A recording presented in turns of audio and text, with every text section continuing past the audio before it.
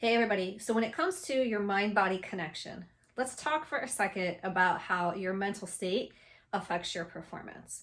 Now you might think that this is a pretty obvious answer or topic, but what I'm going to do is just ask you to set an intention to just remain open to what we're about to talk about over the next few minutes and over the next few modules of this course, all right?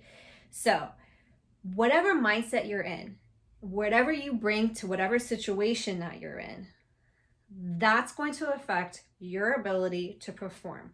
Meaning that if you come into a game and you already have a negative mindset, you might more easily fall under pressure. You might more easily experience anxiety.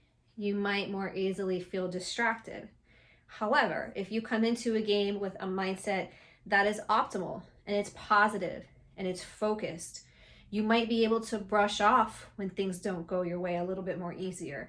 You might not worry so much about pressure because you'll be in the flow of just doing your game as best as you can. You might be more focused.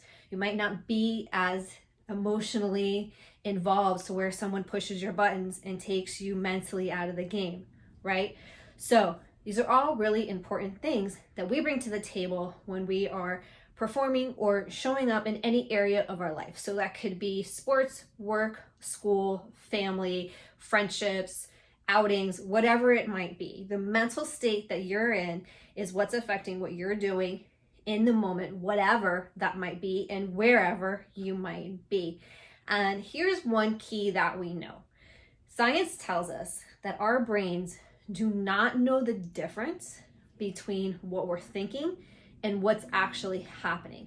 So this is important because if I'm thinking about really negative things, my body is going to go into a tense fight or flight stress mode. I'm going to be distracted and I'm not going to be thinking clearly, and all these other things are going to happen because I might just be worried and in a negative mindset about things that might happen. But in reality, where I'm at right now is fine. However, because I'm thinking negatively and overthinking, my body doesn't know the difference. It's already in fight or flight mode and it thinks that there's something wrong, right?